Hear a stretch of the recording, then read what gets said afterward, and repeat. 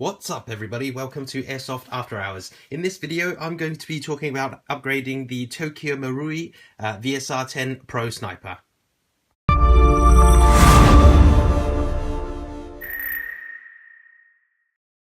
Okay, so before you actually check out everything and we start talking about all the parts in detail, if there's only one specific part that you've seen that you wish to know about, then check out the description, have a look in there. I will be telling you exactly what part I'll be installing at what timeline. Okay, so check that out, and that way you won't have to watch through everything. This is going to be quite a long video.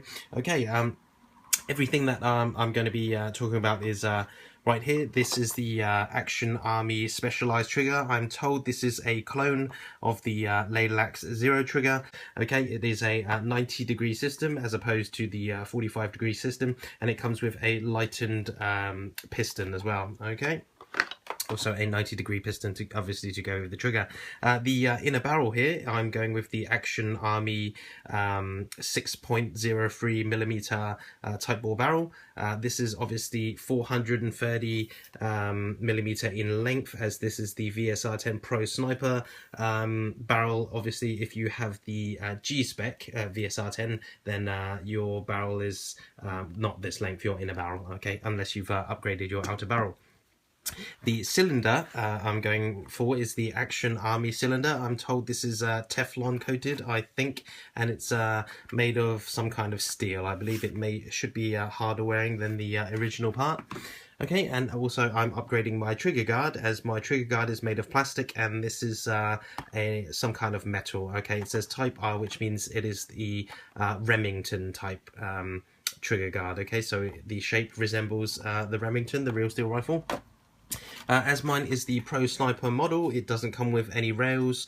It comes with a rear sight and a front sight. Those are removable. I'm going to be taking them off and replacing the rear sight with this option parts rail here. Okay, so I'll be able to mount some mount rings and hopefully put a scope on there. I'll also be installing the Action Army hop-up chamber. This one's made of I don't know what material, probably aluminum, and it's CNC machined, I believe, and it's supposedly more accurate and more precision, you know, adjusting the hop and everything. It should be slightly better. We'll check that out. I'll also be taking this opportunity to upgrade the bedding pillar with this PDI one. This one's made of metal, and the original Tokyo Marui one is made of plastic. Okay, also the spring, I'm going to go for the Action Army M150 spring.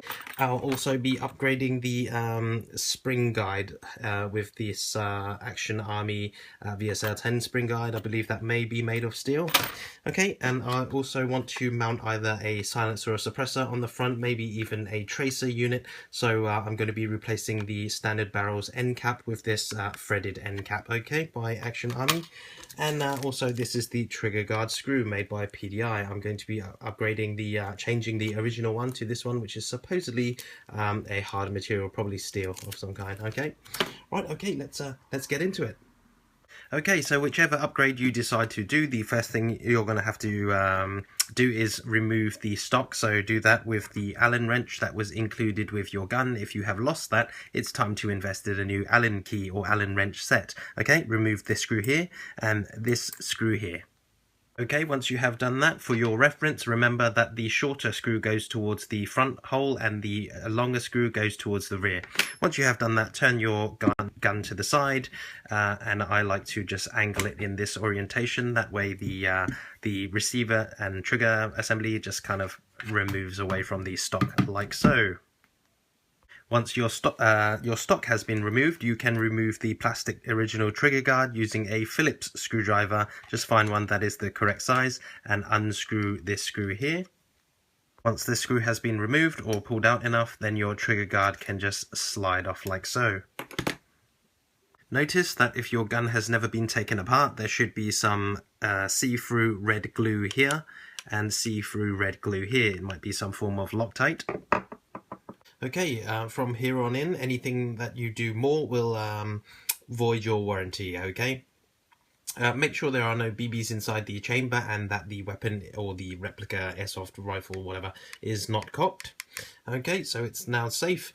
Okay, now break the glue seal and remove your spring guide stopper, like so. Congratulations, you have now avoided your warranty. And now all you do is pull the bolt handle into that orientation, and the bolt should just slide out like so. Okay, right, put that to one side, and now you have well, this section here. And to remove the trigger assembly, unscrew this screw here with a Phillips screwdriver, and unscrew the screw in the back there, okay, with the same screwdriver. Once those two screws have been removed, then you can just remove your trigger assembly, okay, just like that. Now I won't be needing these parts anymore, so I'm going to put these, go ahead and put these in my spares box. Okay, now let's go ahead and remove the bolt handle from the cylinder.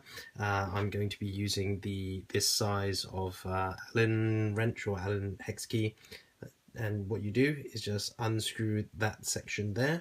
Go ahead and remove that. Once that screw has been removed, then this thing here literally just pops off. It's the end cap or whatever. Keep that very, very safe, and then just slide the bolt handle off. Okay, you can now, if you are upgrading your cylinder, you can now put that and the spring and the entire assembly in your spares box. Okay, I'm now going to install my Action Army cylinder. It comes very nicely packaged in this box here. What I was very surprised about was the packaging it has is pretty amazing. It comes in this bubble wrap, and it also comes wrapped in this very tight plastic bag here, which is very nice. I'll just remove that. As you can see, the coating on here is very nice. It feels pretty slippery, you know, and it's made of some kind of steel material.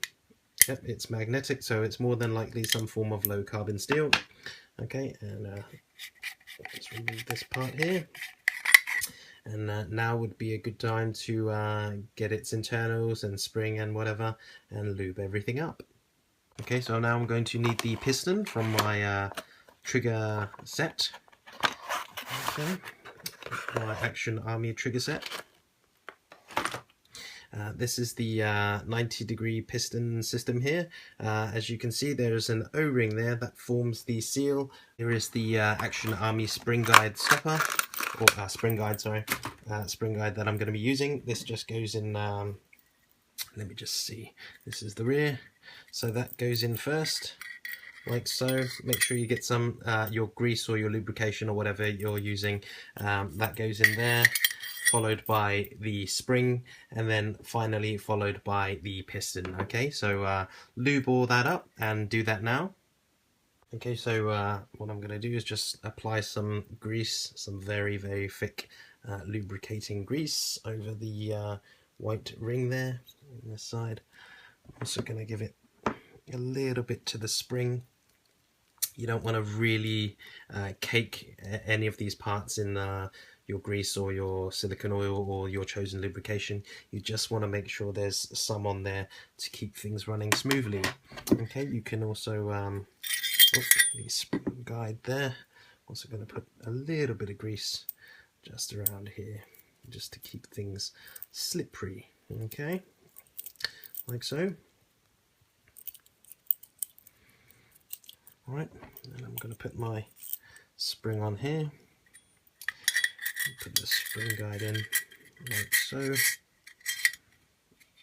Okay, when I feel the top edge here of the cylinder head, I believe it's called, I can feel a slight, not a sharp edge, but it's definitely not as smooth as I'd like it to be. So what I'm going to do while this is out is take this opportunity to just gently, with a very fine sandpaper, sand around any edges which I feel may be sharp, or not sharp, but not as smooth as I'd like it. Okay, so I'm going to sand this down and make it smooth.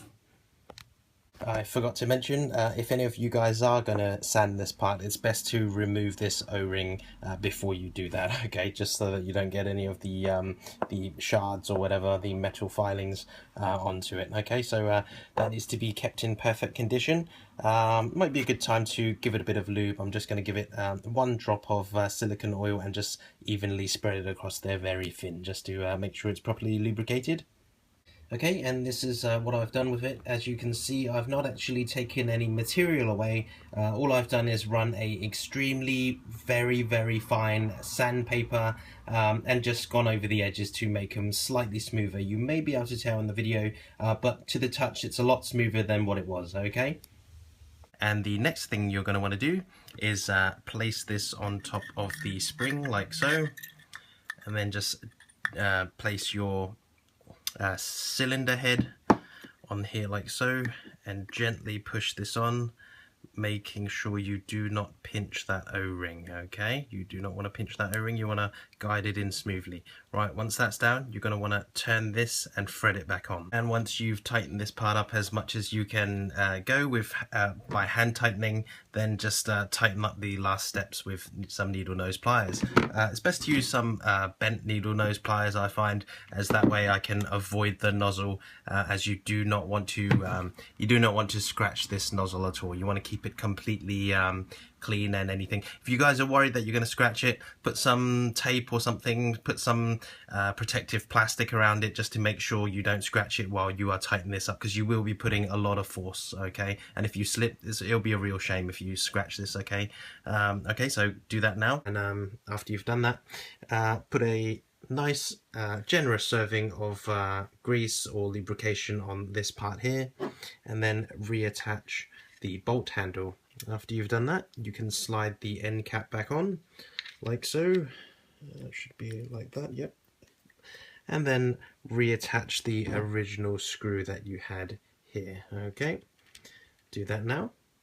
Do not over tighten this screw, just make sure it's snug, nice and tight, but not over tightened. Okay, after you have reassembled your new cylinder and bolt handle, check for function, make sure everything is smooth, nothing is catching or feels a bit awkward, and then put that to one side for now. Okay, next I'm going to be replacing the inner barrel. First thing I'm going to have to do is remove that screw in there and that screw there with a Phillips screwdriver. Okay, that one there. Once those two screws are loosened enough, this part here should just come off. Okay, next you want to remove this screw here. Okay, now this is one of those screws that are a bit of a pain to get out. It seems to be glued in somehow or Loctited in, and it's one of those ones where if you don't have the exact correct Phillips screwdriver head, it would easily destroy the head there. So you want to find a very almost perfectly fitting screwdriver to remove that, and then remove that out carefully. Okay, the glue should just break off easily, it shouldn't be a problem, but what you want to make sure is you want to keep this screw in very good condition. Okay, so do that now. Right, once you have removed that screw, make sure you keep it very safe. It is very short. Okay, when you're reattaching this, you never ever want to over tighten this little screw here. Okay, it's very short for a reason. It's literally biting on just by a few threads. Okay, so you want to be very cautious when you put this back on and when you take it out, and when you just keep it somewhere safe. Okay, the receiver body can now be unthreaded from the outer barrel. Okay, just do it like this, nice and carefully. Don't get too excited and start ripping it off in one direction. You just want to nice and gently just unscrew it. Okay, it's quite a few turns. Have some patience.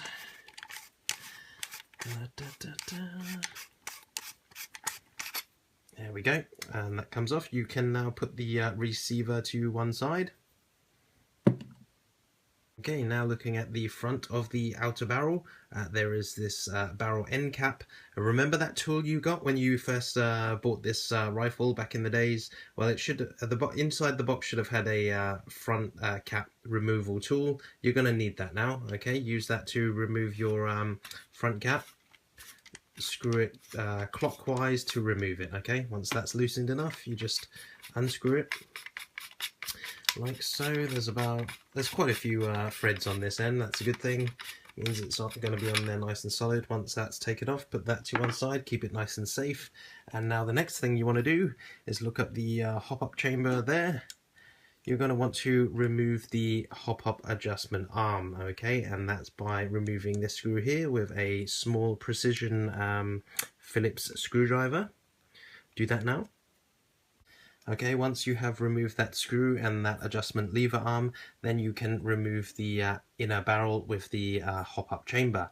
Okay, do that by pushing it towards that end. That's the fat end. Make sure you don't try to push it towards this end, as it is tapered, and that's just not going to work. Okay, I'm going to start by easing it out like this. Okay, without putting too much pressure on the parts.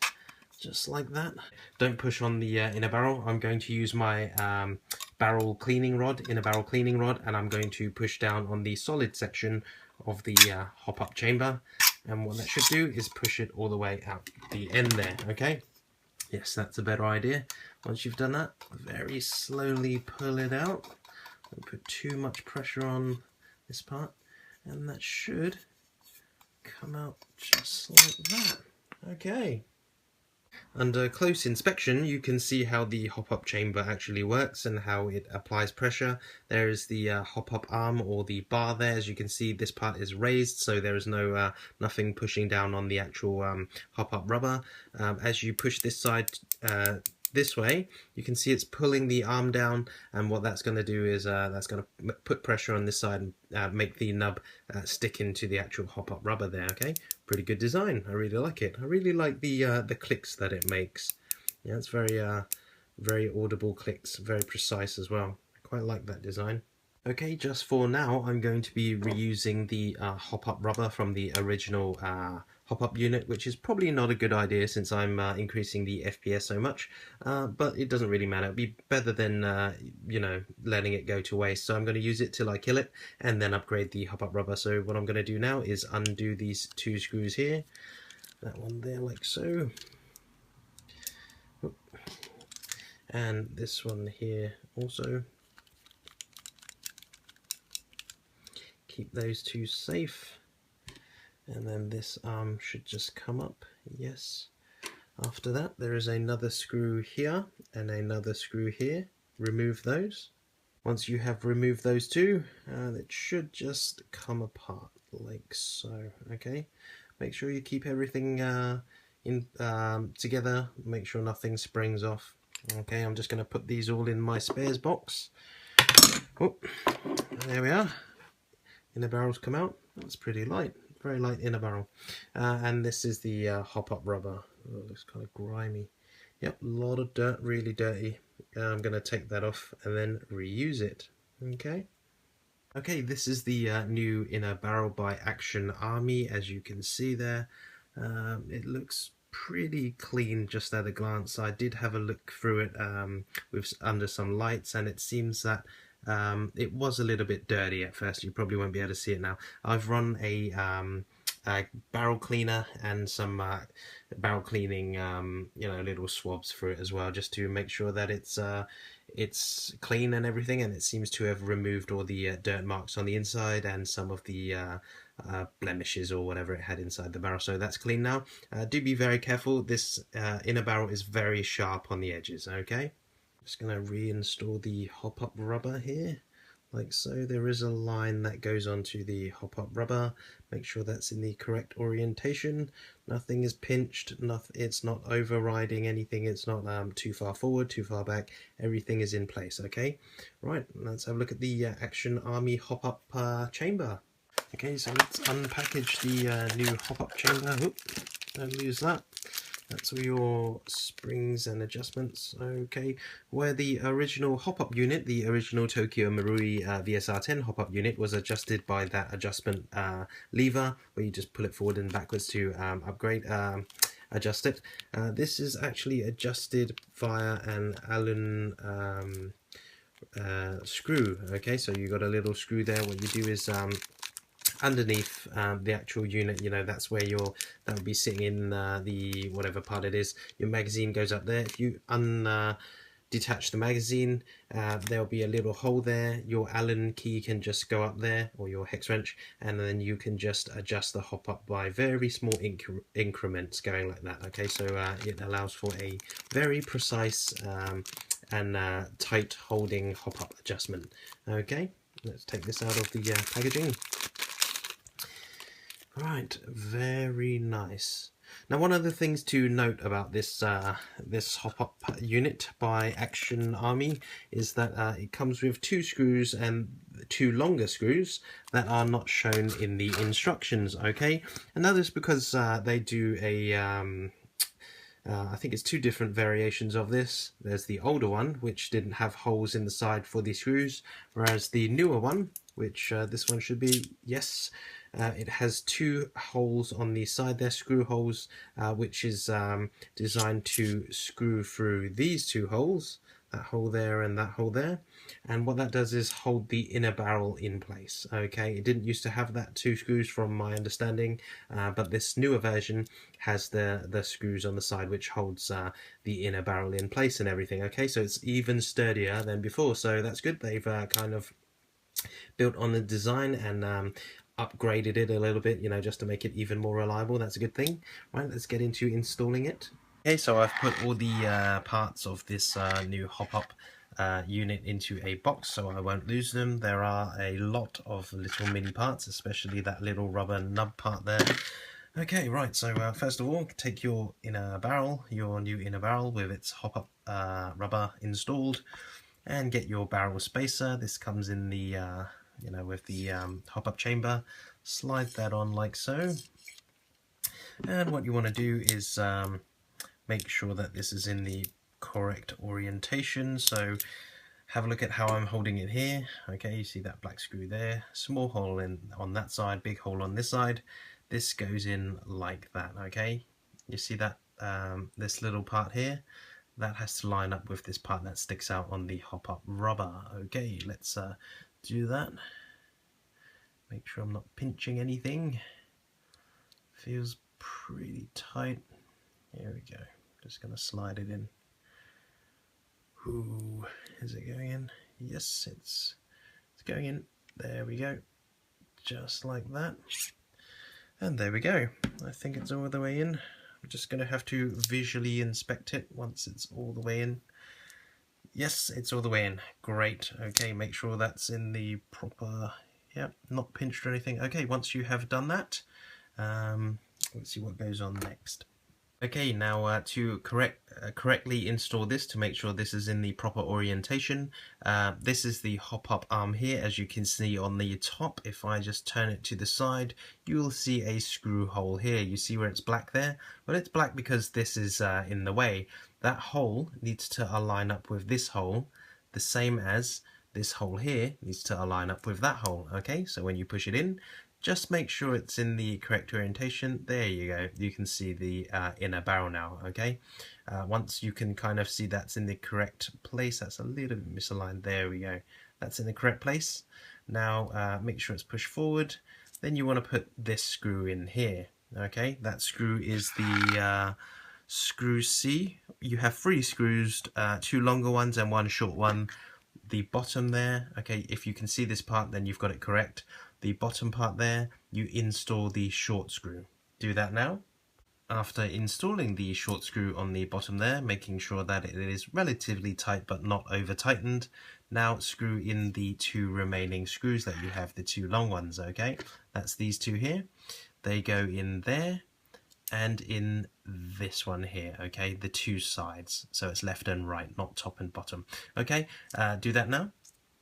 Once you have installed the all 3 of these screws, the 2 long ones and the 1 short one, it should now be on pretty solid, okay? There should be nothing that can move this out of way now.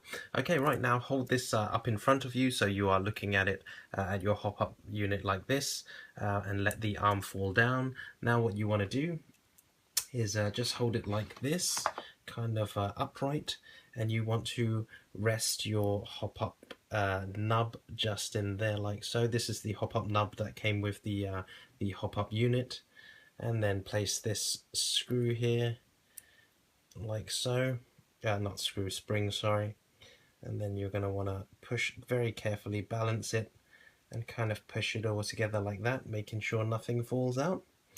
Okay, once you've done that, turn it upside down. Okay, and hold it in this orientation. Keep your finger on it so it's nice and tight.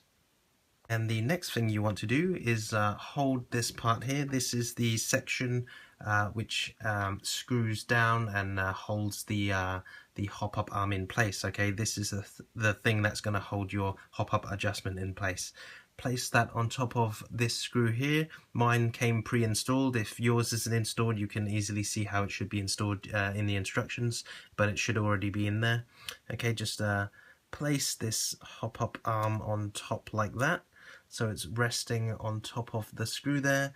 And if you put your finger on top of it, just like so, holding it in position, it should be able to stop that arm from jumping up anymore. Okay, if you turn it over like this, there should be a little screw hole there, which allows you to put your Allen key into. Mine's a bit too small.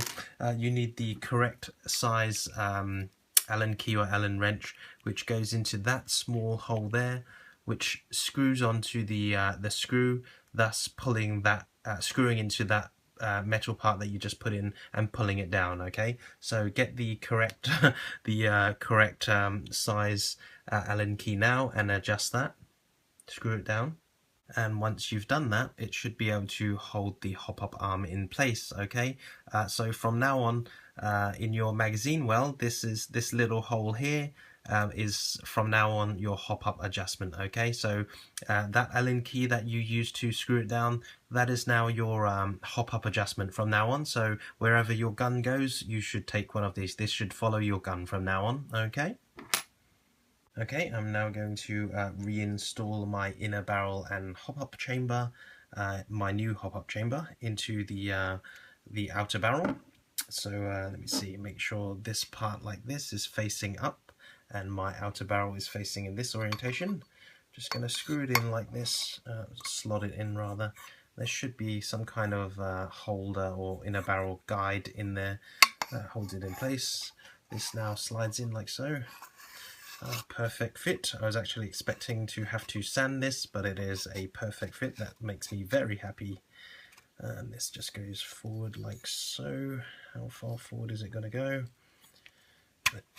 Okay, there is some resistance now. Where is that actually meant to go? Like so. I think that's meant to screw in there. Oh, okay, I think it's meant to go there. That's how it goes, just like that.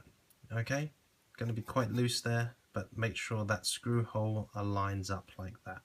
Once you have the orientation correct and you are happy with these screw holes lining up, next take this thing that you removed earlier and slide it on top like so, making sure you line up all of these screw holes correctly, and then retighten those two screws. Do that now.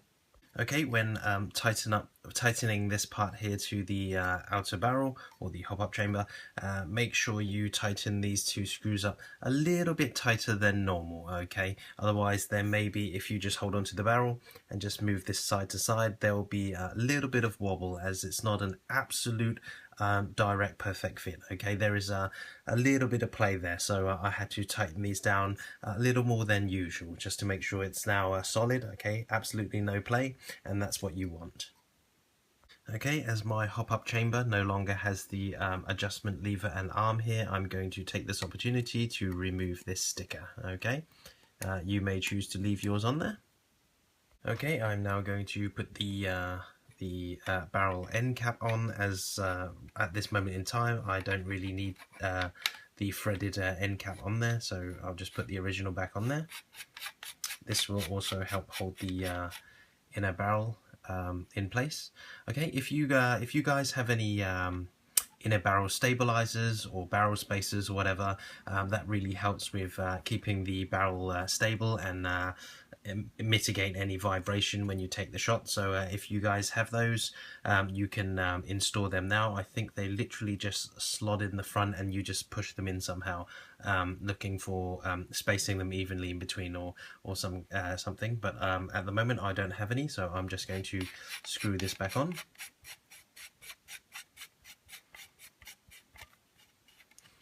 And I'm now going to reinstall the receiver onto the outer barrel, making sure I'm not cross-threading anything and going in a nice even motion, okay? And you don't want to tighten this completely, as if you completely tighten it like I have just done, I believe the oh no, yeah, completely tight, mine seems to line up perfectly. Yes, okay, you want to line up your receiver so the screw hole there lines up. I'll just move it out of the way. There you go, like that. Okay, once those two are lined up, it's pretty much straight. Now reinstall this small tiny little screw that you took out, but do not over tighten it. Okay, it goes in that hole there. Tighten it just comfortably tight and then leave it as is. Okay, and once that's in place correctly, there will be a little bit of play between the barrel and receiver. Okay, do not worry about that, as when you put your stock on, it will be screwed into this part here and one of the parts around here, and it'll keep it all in place. Okay, it'll be solid. So do not over tighten that thinking that your barrel has play. Okay, that's pretty normal at this point. Okay, I'm now going to install the Action Army Specialized trigger system onto the gun here. As you can see, I have lubed mine pretty well. I was very generous with the grease and the lubrication. Okay, right, before you install this trigger system, please note that it comes with 2 screws. These are the installation screws, do not lose them. But before you actually mount this to your rifle or the receiver, do remove the 2 screws here. Okay, those that is the screw here, and on the other side is the screw here, and what that does is that releases this mounting bracket here. Okay, this is normally inside here like that, or the other way around. Inside here like that. What you want to do is take the screws out and just release it. Okay, after you've done that, what you want to do is let me just see, this goes on here like that. Yep. Put this part, okay, that's this part here, onto this part here. Okay, the reason is because there's not enough room here for you to tighten that screw through this side here. Okay, the screw hole for this is actually here, so all this mechanism here is in the way. So what we're going to do is just install this part first. Okay, so do that now.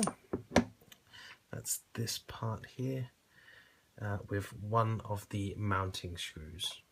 Okay, once this has been mounted on there, nice and tight, you then want to place your trigger mechanism, slot it in like so, and just align it slightly just to see if the screw hole there on the front is aligned with the mechanism. Okay, once that's all aligned and you are happy with that, make sure this is very straight. After that, you can just place this on here and screw that screw in there. Okay, do that now. Okay, once that has been done, then make sure the screw holes here line up with the screw holes on the mounting bracket that is now attached to the rear part of the receiver, and reinstall the small screws that you removed earlier from it. Okay, using the smaller size, or using the same size Allen wrench. Oh no, it's the smaller size one. Okay, do that now. Right, once all those screws are reinstalled, now you want to tighten up these just slightly, make sure they're not loose. Okay, do that now. Once you've done that, you can pull this spring guide stopper out of the way, and now it's time to install the cylinder and bolt handle, or bolt. Make sure this is lubed pretty well. You know, you don't want to go crazy with it, but you just want to make sure it's nice and slippery and pretty much evenly lubed. Okay, I'm just gonna slot this in like so, and it should get stuck about there. Then I'm going to pull the trigger, push it in a little bit more, okay, just like that, and then it should just be able to slide in like so. Push that back in, and before you do anything more, make sure you push this spring guide stopper up so that it is in the correct place, and that should be installed. Okay. Okay, I'm now going to install the trigger guard screw by PDI, the bedding pillar by PDI, replacing the plastic one, and the PDI R-type Remington type trigger guard. Okay. Okay, the PDI trigger guard is actually has some parts protruding, as I have installed this Action Army trigger system on here, it's actually protruding this part here. Okay, there's no longer anything for that part to hook onto, so I'm going to remove some material. I'm going to be doing that not with any special tools, just with a normal hacksaw. Okay, so I'm going to remove that part there, or this part will be gone, so all that'll be left is this little part here. Okay, like that. Okay, once that part has been removed, what you then want to do is just gently sand off or grind away a gentle gradient here, just to give a bit more room and a bit more area margin of their error so it fits properly. And the second thing you're going to want to do is take off material here. Now the reason for that is because on the Action Army trigger, the spring guide stopper protrudes. Okay, it's no longer flush with that, so when you put this on here, you need to make sure that there is a deep enough recess that gives it room to go into, just like that. Okay, so the front now is going to be like that, so that it just about fits, and then all screws in place. Okay, the front's going to feel quite loose as it's only going to be held on by a screw at the back at first, but once you put it into the stock, it should hold in place nice and tightly, so that would be fine. So go do that. Okay, once you have installed that should be on correctly. Don't worry if the trigger guard is wobbling left to right just a little bit. That's because there's only one screw holding it on. Okay, now it's time to reinstall the stock. This is going to be quite difficult, especially if you haven't ground away the material properly. What I normally do is angle it this way. Well, not normally, but what I have found out what to do just now is to angle it this way.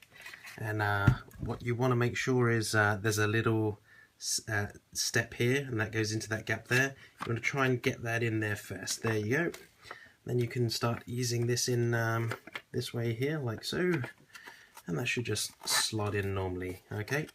Now it's time to reinstall the stock screws. There are two of them, remember. I told you to put them to one side. One of them is longer than the other. The long one goes in the back, and the short one goes in the front there. Okay, make sure your holes are lined up correctly before you install them, and you can reinstall them now. Okay, it's now time to do the sight removal. I will be removing the front sight and the rear sight. These sights are very good and have served me well, but it's time to move on to a scope. And in that case I need to remove the front and rear sight to attach a rail. Okay, so to move the front sight, it appears to be just, I don't know if it's glued on or whatever, but here goes. I'm just gonna push it to the side. Oh, and there you go. The glue just comes off. It looks like some kind of, I don't know if it's glue or tape, but it's some sticky substance. Okay, I can clean that off now. What I'm going to do is just rub some alcohol over it, rubbing alcohol. Okay, so what I'm actually going to use is a very mild nail polish remover. One thing you need to know about Tokyo Marui paint is that it is, or even the plastic on the stock, it is very susceptible to damage from alcohol or acetone or any chemicals, okay? So I'm using a very mild form of what's it called, nail polish remover. If you are unsure how strong it is, you can test it in an inconspicuous area on your maybe the underside of the barrel or wherever, but I'm just gonna go ahead and use this. Okay,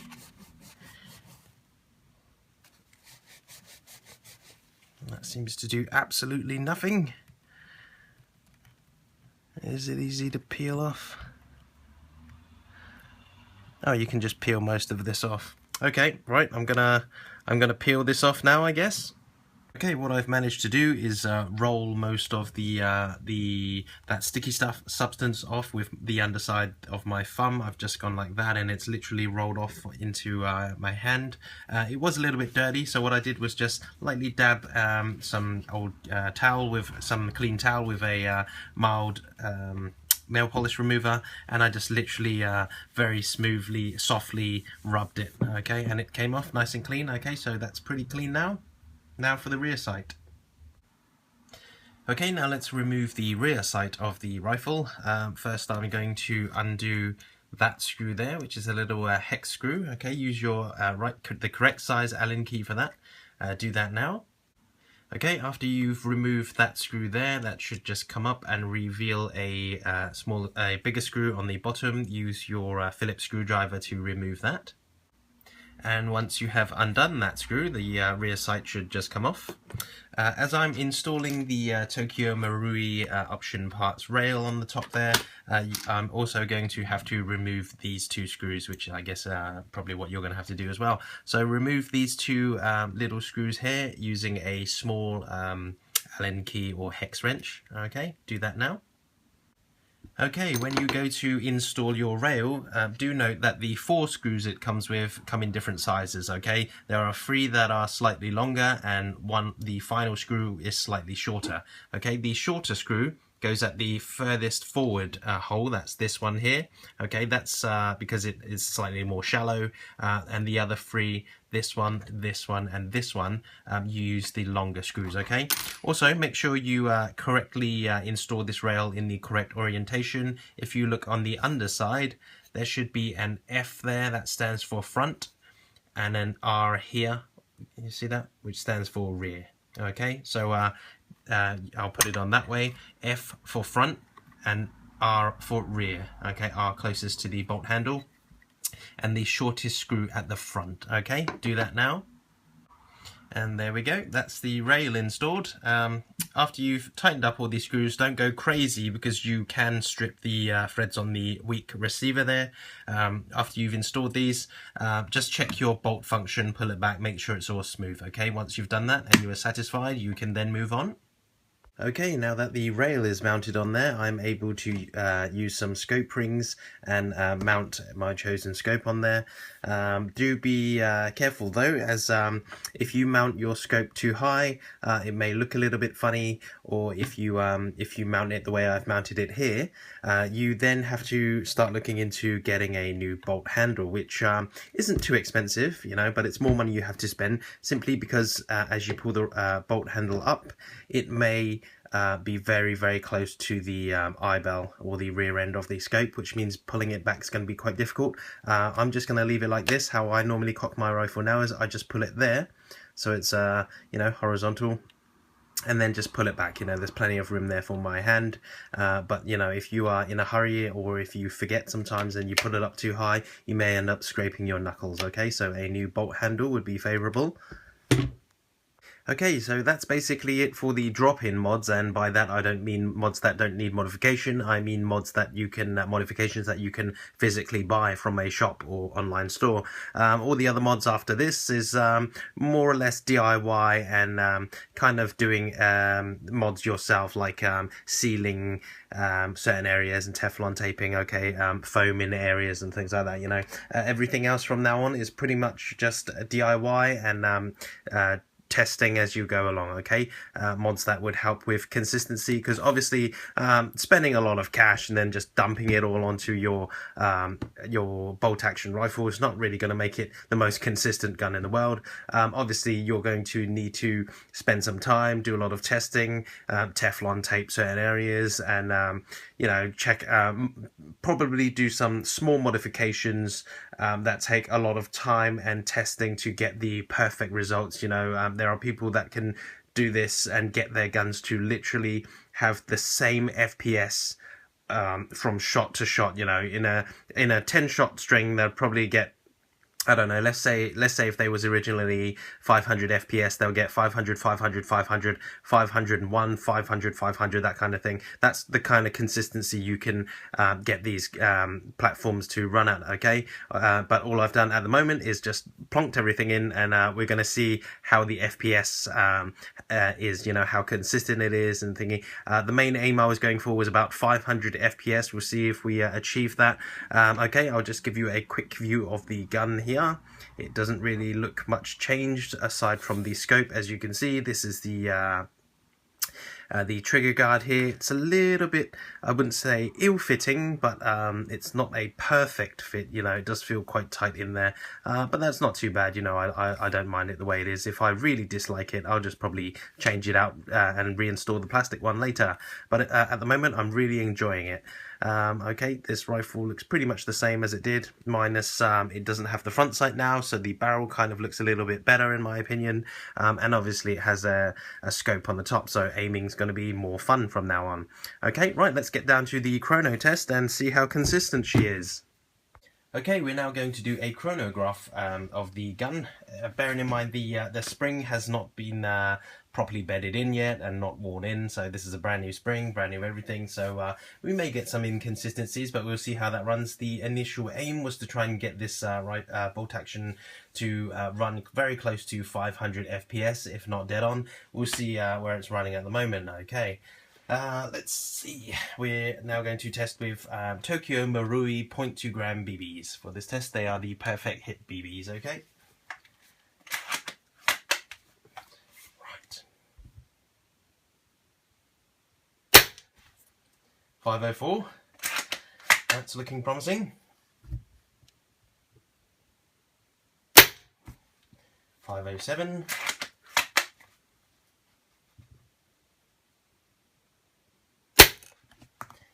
507 again.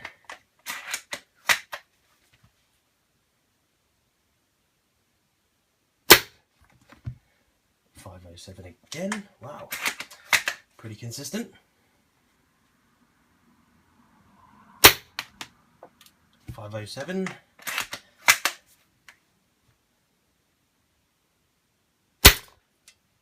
And 516. Okay, I was expecting that one. Okay, that was the test with the 0.2s. Okay, so I wasn't too happy with the FPS results that I was getting on the M150 spring, as my goal initially was to hit either 500 FPS dead on or thereabouts, so about, I don't know, 419, 495, maximum of 500. I would have been really happy if it was dead on 500. Unfortunately, it kept creeping. Sometimes it was doing 507, 505, and as you saw, 516 just now. You know, I kind of didn't like that, so what I've done is I've changed over the spring to an M130 spring. Okay, so I've scrapped the idea of going for 500. I'd rather sit a little below, because for my needs I don't really need it to be that high, but you know, it would have been good to hit 500, and instead of cutting the spring, I thought, you know, I'd just install a new spring that is lower in power and just sit at the, I don't know, 450 mark or thereabouts. Okay, so let's do another FPS test. We're going to be using the again, the Tokyo Marui 0.2 gram perfect hits. Okay, let's see how she chronos with an M130 spring, an Action Army M130 spring. Here we go. Okay, 464, 466,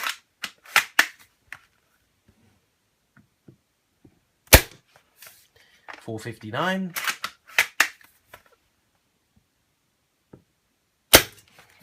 466,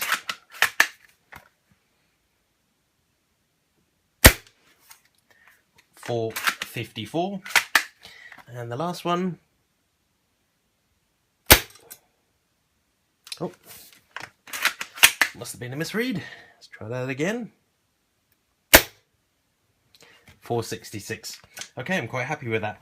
Right, as you can see, it is now nowhere near 500. It's more along the 460, 470 mark, or 450 mark, or whatever, or thereabouts. I'm quite happy with that. You know, I think the pull range, you know, the difficulty and stiffness of the spring in pulling the actual bolt handle now, is not that much of a difference. The M150 felt quite stiff, and the M130 feels also quite stiff, but probably just not about, but I can't really tell too much of a difference. It's obviously not as stiff, but I can't tell much of a difference, so it doesn't make it doesn't bother me too much, you know. But don't confuse the M150 as being hard to pull. It's not hard to pull, it's just stiffer than the standard spring for obvious reasons. But the M130 is also stiffer, but not as stiff, okay? Right, so I'm quite happy with that result. So 460 I guess is enough for my needs. I mean, I'm not going to be shooting insane distances. To be honest, I just wanted a bit of an FPS boost. You know, obviously if I was with the standard spring, if I was hitting 300 FPS with 0.2 grams, then obviously if I went to something like a 0.36 gram, the BB would literally be crawling towards the target. So what I wanted was probably just over 300 FPS. Or about 350 FPS using 0.36s. Okay, so I'm quite happy now that on 0.2s it does this about 460. Okay, so that was the end of this is the end of my video. You know, I hope you guys enjoyed watching the video as much as I enjoyed doing this project. You know, it was a big eye-opener for me. I learned a lot of things on the way. And it was just a load of fun. You know, I've always wanted an upgraded bolt action airsoft rifle or sniper rifle or whatever, just to have fun with. And you know, it is a lot of fun. The one of the main points, the biggest thing that really drew me in was the simplicity of the build. You know, aside from having lots and lots of complex things that you can do to it to seal all the areas and make it run better, smoother, cock easier, be more quiet. You know, there's just so many tweaks you can do to this thing, and that's what's so appealing to it. The design itself, when you take it all apart, is pretty simplistic. You know, a simplistic design that works, meaning if something fails, you're not going to be running through 600 parts trying to figure out what's gone wrong. You've got everything in front of you, and that was just really fun for me. Really enjoyed this build. You know, now I guess proceeding from this point on is probably I will be trying to make it more consistent, trying to get consistency absolutely dead on, making accuracy something better. Obviously I don't have any barrel spaces, so accuracy for me at the moment will be not as good as it should be or could be, you know, considering what it's actually capable of when it's completely fully maxed out and everything. You know, once you've tweaked everything properly, these guns should just be able to shoot incredibly accurate at extremely long distances, which is one of their main appeals. Okay, so if you're looking into getting the role of a sniper during a war game or an airsoft skirmish, or you're just looking for a project to build that you can work up to or work on, this is just brilliant. You know, I highly recommend working on the VSR-10 or even their clones. You know, there's so much to learn as you go along. It can be expensive when you get into upgrades, but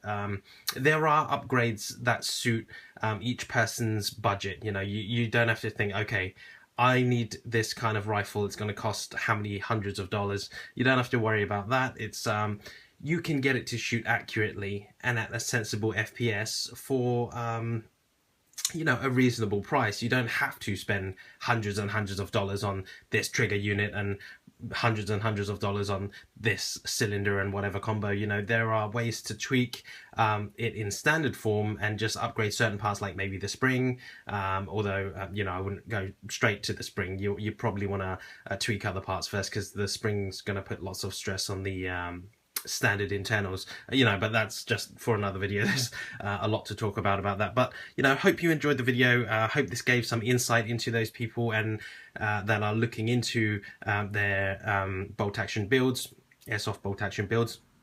And anyone that because when I was first thinking I should do this, there's a lot of information out there, but it's kind of scattered, you know, and what I wanted to do is try and help the community by bringing more information in one video, and then try and segment it so you can look in the description and then just check out what you want to do, what you want to learn from, or if you just want to watch the whole video, you can do that and hopefully benefit by learning what I learned along the way. Okay, but it's a pretty long video, I better cut it off here now. But you know, thanks a lot for watching, and I guess I'll see you guys later. You can stay and watch the outtakes if you want, but I'll see you later. Once you have managed to undo that screw, okay, put that to one side. It is, oh god. Make sure you guys stay tuned for the upcoming video of ours. Okay, what I've managed to do is like so, and then just start threading in on there, okay? Oh man. You do not pinch that O-ring, okay? Just slot it in carefully, like so. Oh shit.